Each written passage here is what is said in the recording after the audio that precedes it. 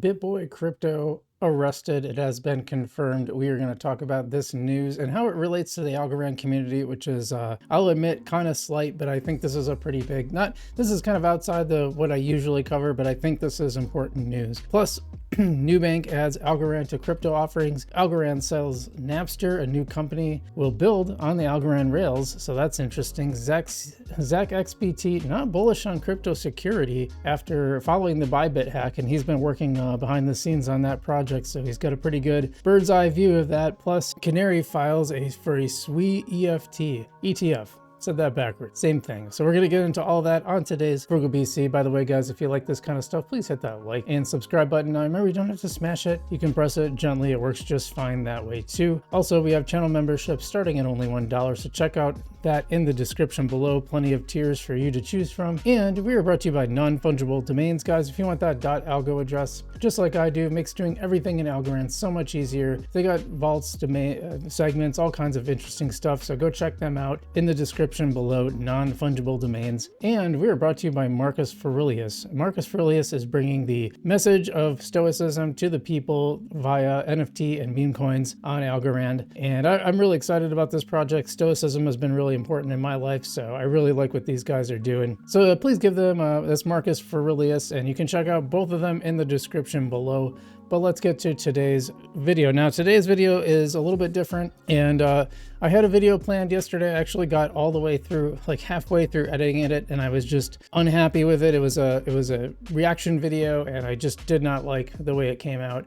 After watching the edit, I just thought my commentary was really off, and I rarely scrap a video. Usually I think, well, you know, maybe I can edit a little bit around it, but I feel like I fundamentally missed the point, and so I just scrapped it, and I had plenty of other work I had to do, so I couldn't get back to it. So apologies for that, but today's video hopefully will make up for it. I think I will react to that video later on, so keep an eye out for that. But we're gonna get to the big news in a minute, but first let's talk about Nubank adding algorand to its crypto offerings. And this is from Mark, the CMO of the Algorand Foundation. Berkshire-backed Nubank adds algo to its crypto offerings, which also includes, by the way, ADA, Near, Atom, and others. Let's see what gets pulled up here.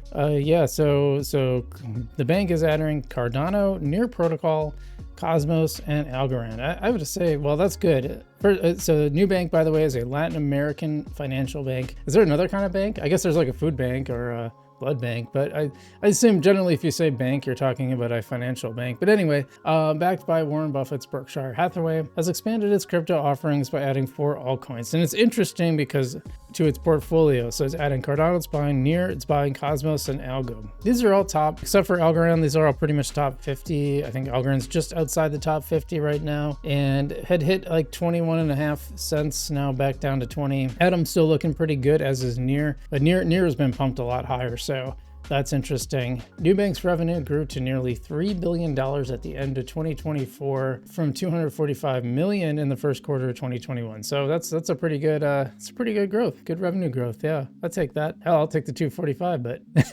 let's see the platform. Currently, the platform's users can buy, sell, or swap Bitcoin, ETH, Solana, USDC, and XRP. So this pattern kind of makes sense. I mean, they're sticking with the very top. These are like top 10. Yeah, all of these are top 10 coins. And then now they're going down and seeking out the utility coins in the top 50. Like I said, Algorand just a little bit outside. I wonder why they chose. Do they say anything about why they chose it? Doesn't look like it. But Brazil is the largest economy in Latin America with a gross domestic product of approximately 5.4 trillion. So that's a lot. I think Brazil would be fun to visit. I think it'd be fun to visit. I'm a jiu-jitsu guy, so I'd really love to do jiu-jitsu in Brazil. Brazilian Jiu-Jitsu in Brazil, that'd be, I think, a lot of fun. So a lot of you know, this news has been kind of on the back burner, but Algorand had bought Napster, and so Napster was going to operate on Algorand rails, and now a new company bought it, and they're still planning to do that. So why don't we dive into this here? This comes right from StockTwits Crypto. It says Infinite Reality is acquiring Napster from Algorand for $207 million. Infinite Reality plans to create virtual 3D spaces that allow music fans to enjoy concerts or listening parties together. I don't know, a lot of this stuff I think sounds weird, but I actually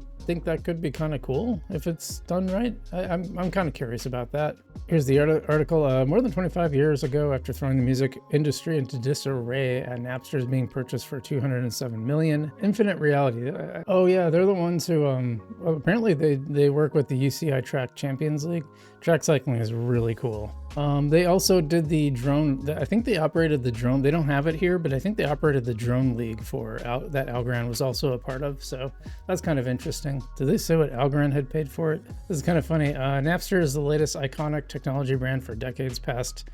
From decades past to get a new life following acquisitions and revivals in recent years of Kodak, Nokia, and luxury audio brand Macintosh. I didn't know there was I'd never heard of Macintosh as an audio brand. Never heard of it, but I know Nokia. I had one of those little brick phones back in the day. And Kodak, I wonder what Kodak's doing. Interesting. Well, that's kind of outside the scope of our thing. So let's get to the next news item. Zach XBT, as you know, is an on-chain investigator. He is not very bullish about crypto security. In fact, he's really concerned. And this is the guy, this is like the on-chain expert guru. Like this is the guy you go to. And he's been working with Bybit following the hack. So yeah, why don't we take a look at what he has to say? So this must be from his Discord, it looks like. Spending long hours helping freeze funds for Bybit hack has been eye-opening. The industry is unbelievably cooked when it comes to exploits and hacks, and sadly, I don't know if the industry is going to fix itself unless the government forcibly passes regulations that hurt our entire industry. Several decentralized protocols have recently been nearly 100% of their monthly volume fees derived from DPRK and refuse to take any accountability. What is DPRK? Centralized exchanges ended up being worse, as when illicit funds flow through them, a few take multiple hours to respond when it only takes minutes to launder. KYT is completely flawed and easily evadable. KYC is just a honeypot of regular users because of breaches, insiders, and is useless in majority of cases due to purchased accounts. DPRK laundering $1.4 billion from the recent hack has only exposed how broken it is. Oh, that's just North Korea. Yeah, so North Korea is the problem apparently. Jeez. And I said, yeah, it is depressing. Yeah, that's a depressing bit. I don't know what you do about that. I mean, I think there will have to be regulations, but like he's saying, I think what he's saying here is like the regulations would have to be so extreme in order to truly fix this that it would basically ruin the industry. I think that's what he's saying here. That would be my guess, but maybe not. I don't know. Either way, this is really strange, and yeah, we've seen a number of hacks. So the hacks coming is, we've had these on Algorand. We had the My Algo hack. We had, what else did we have? Tiny Man was hacked back in the day. The My Algo one was the worst one because it affected a lot of users personally. But yeah, so that's depressing. But for some better news, this is good for SUI holders. The Canary files a SUI ETF. This is the Canary Capital. They filed the paperwork to file for a SUI ETF, kind of hoping for an algorand one sometime soon. I know there's an HBAR one in the works, but let's check out the SUI ETF. And this is for a while ago. So it said just filed, but this is actually back from March 17th. I've been saving this one for a little while. Here it is. Here's the actual exchange. United States Security Exchange Commission in Washington, D.C. Form S1 registration statement under the Securities Act of 1933, Canary SUI ETF. So that's kind of cool. Yeah, so anyway, not much to report there. It's another nice to see. One of those times I had to use Google, the underlying for a new ETF filing. It sounded weird, but you know what I meant. I'm doing my show at the same time. Okay, so I don't know, who is this person? Oh, he's a senior ETF analyst for Bloomberg. So pretty trustworthy source, I would say. And I think that's really interesting. What does SUI stand for? It doesn't stand for anything necessarily. It's the name of a blockchain that we cover on the channel sometimes, and it's a pretty good one. So, okay, but our last news item, and it's a little sad. It's been a sad situation, and I'll try my best to give you guys a little background on this. But Bitboy, Ben Armstrong of Bitboy crypto fame, he had kind of had this split with this big rift with the folks behind that Bitboy crypto, the channel. It was a pretty big operation, and him and TJ have been battling since this thing. It's really kind of a sad situation. There seems to be some addiction issues. The reason this relates something to Algorand is because we've had on the channel AJ Writes Crypto. He's a friend of the channel. I consider him a online friend for sure. Haven't met him in person, but he seems like a good guy, and he had supported Ben, and then Ben recently turned his back on him as well, and his other partner J Chains. And so everyone's been, he's pretty much pointed the finger at everyone else and seems to be going through some kind of mental health crisis. And I feel bad for that. I think it's too bad in our country that you have to get to that point before you can get any kind of treatment really if you don't want it. Some people, it's one of those tricky things. I don't want to get too far down this rabbit hole, but it's one of those tricky things where, you know, your mental health condition might prevent you from seeking help for your mental health condition, if that makes sense. And it's tough. It's not an easy situation. So when I explain this, I want to explain this with that in mind, because I think that's important. But yeah, why don't we dive into this? Yeah, and I first learned about this from AJ's tweet. He said, "I didn't have to come to this, but here we are. I pray that Ben gets the help he needs." What's he talking about? This is the arrest document for Bitboy. He's listed as a fugitive of justice. You can't see that with my, in fact, I will temporarily. Yeah, he's listed as a fugitive adjustment, no bond. That's very interesting, but I don't know how things work. And I think he was arrested in Florida, actually. So, and I think in some jurisdictions, you just might not get bond until you can have a bond hearing, which is probably the case. It also says outstate as charge status, and supposedly this is for harassment. I saw elsewhere. This is his arrest document. It says, "This is what happens when mental illness goes unchecked and everyone believes you and you say, 'I'm fine.' This is a man who was standing on top of the world a few short years ago. Impulsive decisions paired with drugs and blatant disregard for baseline reality create a deadly combo." And to be honest, I'm just glad to see he's alive. Yeah, I mean, it's scary, right? You know, mental illness can make you do things that you wouldn't ordinarily do, and some of those things can lead to very dangerous situations. There are so many lessons to be learned here, and I hope you see that. Let this be a wake-up call on the dangers of neglecting mental health and the importance of compassion and intervention. One thing I guess I'll push back a little bit is it's like not really that easy to intervene. The way our country is set up, and I don't want to go through the whole history, but we used to have mental health institutions, and they were very draconian and were difficult. A lot of people were calling for reforms, and what happened instead was deinstitutionalization. So they were all shut down, and you made it really, really hard to commit somebody involuntarily. And that's kind of why we have some of the situation we have now. We can't sit here and applaud the downfall of a struggling suicidal narcissist. This is not funny. This is not a cheerful celebration because they got him. This is a reminder that no one is above the law, common sense, or God. And I kind of saw some of this behavior. So obviously the big split happened with Bitboy and with the Bitboy crypto channel, with Ben and the Bitboy crypto channel. He started a new channel. It started growing. He had sponsorships. And I don't know, from my perspective, I saw that and I thought, okay, dude, just focus on your new thing. Let the courts decide what they got to decide. You know, let that play out in the court, and just focus on your new business. You know, you can make money. You've got the clout.